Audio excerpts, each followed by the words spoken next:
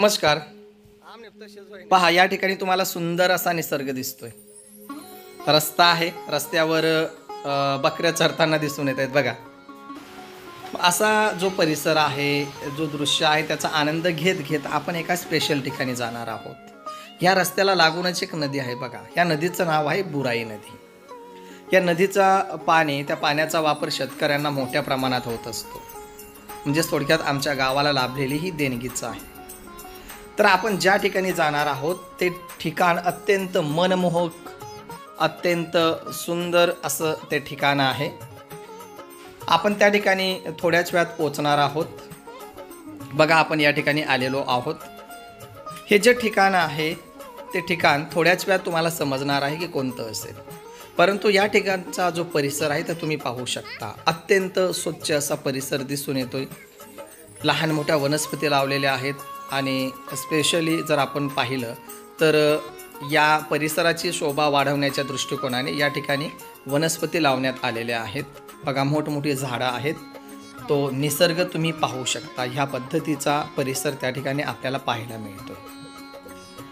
हे जे ठिकाण आहे ते आमच्या गावाजवळच आहे। सुंदर असं मंदिर आहे। या ठिकाणी जी देवी विराजमान झालेली आहे ती देवी आमच्या गावाची ग्रामदेवता आहे, ग्रामदेवी आहे। थोड्याच वेळात आपल्याला देवीचं दर्शन होणार आहे, परंतु प्रथम जर आपण पाहिलं तर मंदिराचा जो काही बाहेरील दृश्य आहे तो अत्यंत मनमोहक असा दिसून येतोय। काही वर्षापूर्वीच मंदिराचा जीर्णोद्धार करण्यात आलेला आहे। या ठिकाणी पूर्वी जुने मंदिर होतं, आता मात्र नवीन मंदिर या ठिकाणी बांधण्यात आलेलं आहे। मंदिराचा बाहेरचा परिसर तुम्ही पाहिलात तर आपण जेव्हा प्रवेश करत असताना अजय आणि विजय नावाचे द्वारपाल या ठिकाणी दिसून येतील। त्यांच्या बाजूला गजराज विराजमान आहेत। गजराज तुम्हाला दिसत आहेत। आपण पायऱ्या चढून जेव्हा आत जात असतो, मोठा प्रशस्त असा त्या ठिकाणी जो काही आपण सभागृह म्हणतो, बैठक, तो परिसर खूप मोठा आहे। सिंह आहेत, कासव आहे। पहा, या ठिकाणी मोठ्या आकाराचे त्या मूर्त्या आपल्याला दिसून येत आहेत। आणि मंदिरात जाण्यापूर्वी आपण गणरायाचं दर्शन घेत असतो। गणपती बाप्पा मोरया। गणपती बाप्पाचं दर्शन झाल्यानंतर प्रत्यक्ष आपण आपली ग्रामदेवता म्हणजेच धनाई पुनाई मातेचं दर्शन घेण्यासाठी आपण या ठिकाणी जात आहोत। या ठिकाणी जेव्हा आलो तेव्हा नुकतीच आरती सुरू झालेली होती। आरतीचा लाभ घ्या आणि सर्वांनी म्हणा, धनाई पुनाई माता की जय। ही आमच्या गावाची ग्रामदेवता आहे, धनाई पुनाई देवी। आरती संपू द्या, नंतर आपण पुढची माहिती।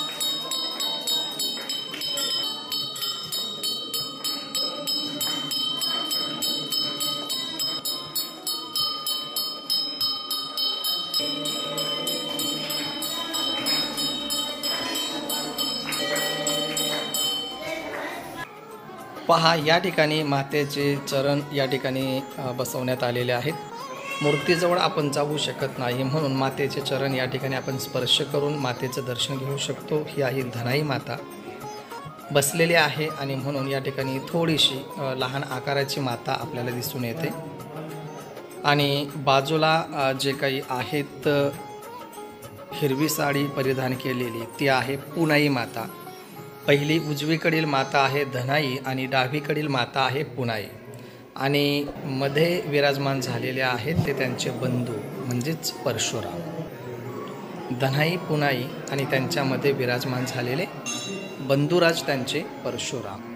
बघा, मातेचं स्वरूप या ठिकाणी तुम्हाला पाहायला मिळतोय। चरण आपल्याला पाहायला मिळत आहेत।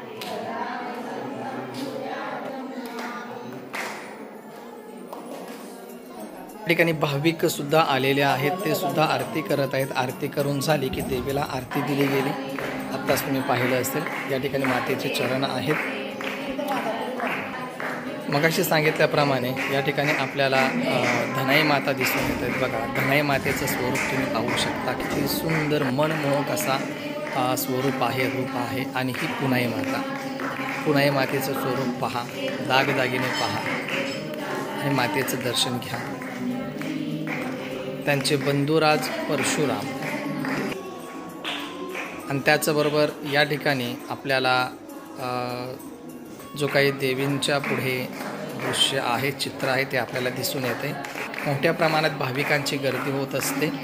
धनाई माता ही नवसाला पावणारी माता असल्या कारणाने या ठिकाणी खूप मोठ्या प्रमाणात भाविक येत असतात, त्यांच्या भावना या ठिकाणी प्रकट करत असतात आणि त्यांची इच्छा पूर्ण झाली किंवा जे काही सांगितलेलं असेल ते पूर्ण झालं की या ठिकाणी ते नवस पूर्ण करण्यासाठी येत असतात। आणि हे आहेत खंडेराव। खंडेराय असं म्हटलं जातं, म्हणजेच थोडक्यात आपण म्हणतो ना संरक्षण करण्याच्या दृष्टिकोनाने विराजमान झालेले, तसेच हे आपल्याला मंदिराच्या बाहेरच्या बाजूला दिसून येत आहेत। मंदिराचा जो काही परिसर आहे तो तुम्ही पाहू शकता। ह्या पद्धतीने खूप निसर्गरम्य असा परिसर या ठिकाणी तयार करण्यात आलेला आहे। झाडांच्या खाली खुर्च्या वगैरे ठेवण्यात आलेल्या आहेत आणि जेव्हा मोठ्या प्रमाणात भाविक येत असतात त्या ठिकाणी त्यांना स्वयंपाक करण्याच्या दृष्टिकोनाने एक सभामंडप तयार करण्यात आलेला आहे, म्हणजे ऊन असो, वारा असो, पाऊस असो, कोणत्याही प्रकारची अडचण येऊ नये त्यासाठी। बाहेरून जर समजा आपण झाडाझुडपातून आपण मंदिर पाहिलं तर खूप छान असा मंदिर आपल्याला दिसून येतोय। बघा या ठिकाणी तुम्ही पाहू शकता, अत्यंत मनमोहक असा दृश्य दिसून येतोय। आणि या ठिकाणी पावसाळा असल्या कारणाने या ठिकाणी झरा दिसून येतोय। हा आहे आदिवासींचा कुलदैवत, म्हणजेच डोंगऱ्यादेव। दीपावली असेल किंवा लहान दीपावली असेल, त्याला हे जे काही गड असतात ते या ठिकाणी त्याला नवस वगैरे केला जात असतो। साकळ्या गड त्या गडाचं नाव आहे, अगदी नदीला लागूनच आहे, आत्ताच तुम्ही पाहिलं। आणि तिकडूनच आपण म्हणजेच मंदिराच्या उजवीकडून जर तुम्ही पाहिलं तर मंदिराचा दृश्य ह्या प्रकारचा दिसतोय आपल्याला। पहा, मनमोहक असा दृश्य दिसतो। झाडाझुडपातून, वेलींतून जे कॅप्चर करता आलेलं आहे ते तुम्हाला कॅप्चर करून दाखवलेलं आहे, म्हणजे शूट करून दाखवलेलं आहे। मंदिराचा कळस पहा, ध्वज किती छान पद्धतीने फडकतोय। बघा मंदिराचा कळस, संपूर्ण मंदिर कशा पद्धतीने या ठिकाणी बांधण्यात आलेला आहे। खूप छान अशी रचना त्या ठिकाणी करण्यात आलेली आहे।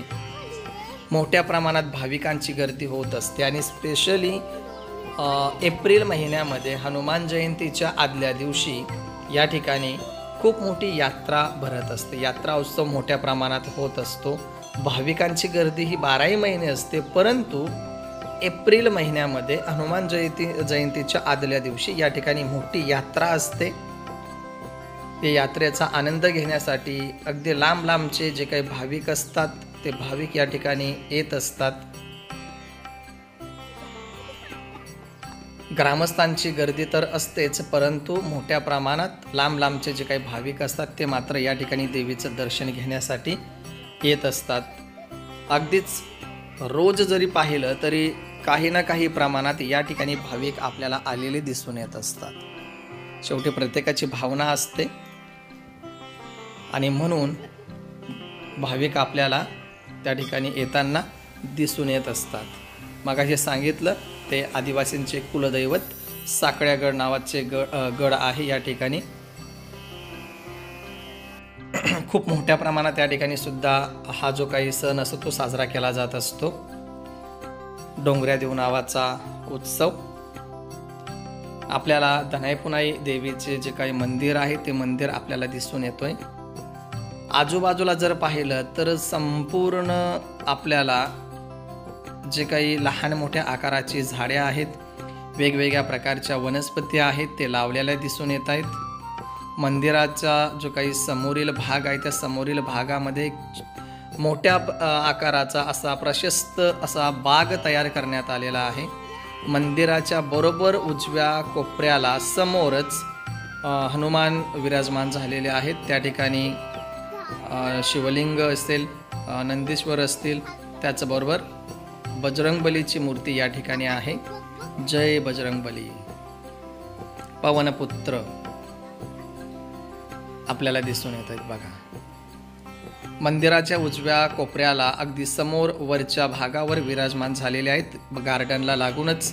आणि तिथून पुढे आपण गेलो की मोठी अशी बाग जी आहे ती आपल्याला पाहायला मिळते। बागेतून सुद्धा आपण मंदिराचा कळस आपण पाहू शकतो। प्रत्यक्ष दर्शन घ्यायचं झालं तर आपल्याला मंदिरात गेल्याशिवाय दर्शन मिळत नाही, परंतु कळस मात्र आपल्याला लांबून हे दिसत असतं. मंदिराचा कळस किंवा मंदिर ह्या पद्धतीने आपल्याला दिसून येतोय. या ठिकाणी जो काही बाग आहे तो बाग सुद्धा खूप मोठा आहे.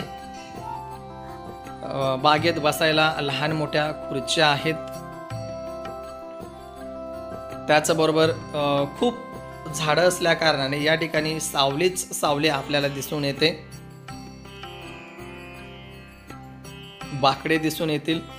वनस्पती या ठिकाणी शोभा वाढवण्याच्या दृष्टिकोनाने लावलेले आहेत आणि अगदी व्यवस्थितपणे या ठिकाणी आपल्याला बागेची रचना सुद्धा दिसून येत आहे. या बागेमध्ये सुद्धा वेगवेगळ्या प्रकारच्या वनस्पतींची लागवड केलेली आहे आणि बागेतच अगदीच बागेच्या मधोमध तुम्हाला पाहायला मिळणार आहे मोठ्या आकाराची शिवलिंग. शिवलिंग पाहिल्यानंतर त्या ठिकाणी सुद्धा मोठ्या प्रमाणात भाविक येत असतात, दर्शन घेत असतात, पूजा करत असतात. बघा या ठिकाणी जे काही शेड केलेली आहे त्यामध्ये शिवलिंग आहे. पहा या ठिकाणी तुम्ही पाहू शकता काही भक्तगण आलेले आहेत, भाविक आलेले आहेत आणि ते पूजा घालत आहेत, ते पूजा करताना दिसत आहेत. शिवलिंग आहे, नंदेश्वर आहेत आणि अगदी बागेच्या मधोमध आपल्याला शिवलिंग विराजमान झालेले दिसून येत आहेत. बागेचा जो परिसर आहे तो खूप मोठा आहे. लहान मुलांना खेळण्यासाठी खेळण्या ह्या बसवण्यात आलेल्या होत्या, परंतु फक्त लहान मुलंच बसतात असं नाही. खेळण्या दिसल्यात की मोठ्यांना सुद्धा ते कंट्रोल होत नाही आणि म्हणून ते सुद्धा बसतात आणि म्हणून ह्या प्रकारची अवस्था होत असते. ओके, असो, भाविकांना निवास करण्याच्या दृष्टिकोनाने या ठिकाणी भक्त निवास म्हणून जे काही आपण म्हणतो ना त्याला काय म्हणू शकतो, खोल्या किंवा भवन, त्याचं बांधकाम सुरू आहे. भाविकांची गर्दी ही होतच आहे. तुम्हाला वाहनं येत असताना दिसून येत आहेत. आत्ता मात्र आम्ही बगीच्याच्या बाहेर जात आहोत, म्हणजेच परतीचा प्रवास आहे आणि या ठिकाणी जात असताना रस्त्याच्या कडेला तुम्हाला वाहनं दिसून येतील. या ठिकाणी पूजा अर्चना करायची असेल तर साहित्य घेऊ शकता. प्रसाद तुम्ही या ठिकाणी घेऊ शकता. भगवती प्रसाद पेढा सेंटर नुकताच सुरू करण्यात आलेला आहे. तर मित्रांनो, या ठिकाणी तुम्हाला आमच्या गावाची म्हणजेच झिरनेपाडा या ठिकाणी असणारी ग्रामदेवता देवीचं दर्शन झालेलं आहे. जर आपल्याला व्हिडिओ आवडला असेल तर लाईक करून शेअर करा आणि अशाच पद्धतीने व्हिडिओ पाहण्यासाठी आपला चॅनल सबस्क्राईब करून बेल आयकॉन प्रेस करा, जेणेकरून तुम्हाला नवनवीन व्हिडिओची माहिती मिळू शकेल. लवकरच भेटू आपण पुढील व्हिडिओच्या माध्यमाने. तोपर्यंत सर्वांनी काळजी घ्या, सुरक्षित राहा, आनंदी राहा, आनंद घ्या. धन्यवाद.